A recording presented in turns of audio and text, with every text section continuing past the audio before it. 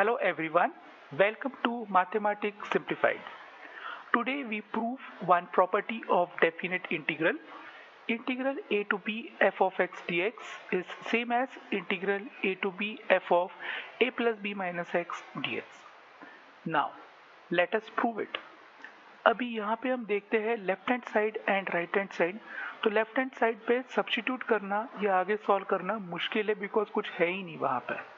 Right hand side में अगर हम देखते हैं integral a to b f of a plus b minus x d x, तो हम क्या करेंगे, इसको सब्स्टिट्यूट करेंगे. Substitute what, a plus b minus x equal to t. So what we are trying to do, we are trying to convert the variable x to variable t. Okay, let us differentiate. अभी a constant है, उसका derivative क्या है, zero है. b constant है, उसका derivative भी zero है. तो माइनस एज इट इज रहेगा.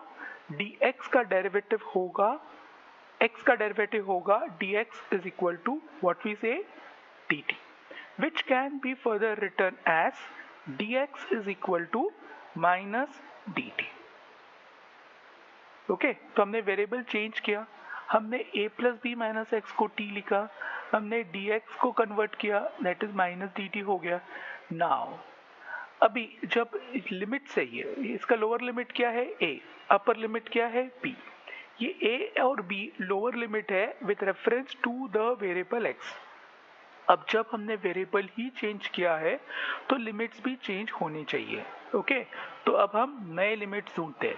तो नए लिमिट्स कैसे रहेंगे, पुराने लिमिट्स x के रेफरेंस में थे, नए लिमिट्स t के रेफरेंस में हो गए.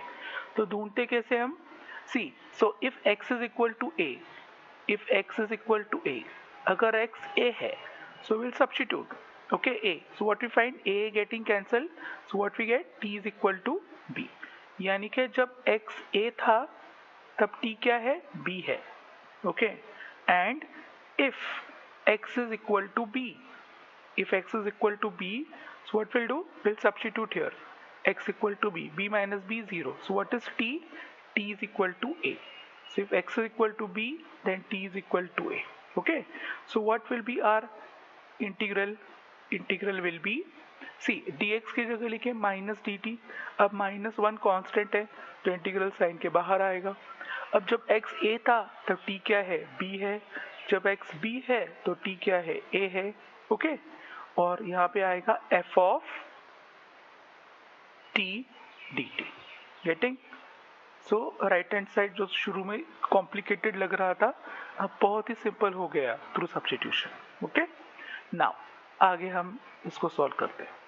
अभी हमें क्या करना है, ये minus integral a to b f of t dt. Okay, अब हम क्या करेंगे, इसको प्रॉपर्टी यूज करेंगे. So what is the property, that minus sign है एंड b टू a है, तो हम माइनस साइन के वजह से लोअर लिमिट अपर लिमिट बन जाएगा, अपर लिमिट लोअर लिमिट बन जाएगा. तो क्या होगा, integral a to b f of t dt. Okay, बात समझ में आ रही है, हमने प्रॉपर्टी यूज किया है. ये माइनस है, माइनस साइन होने की वजह से लोअर अपर लिमिट बनेगा, अपर लोअर लिमिट बन जाएगा. So what we have, integral a to b f of t dt.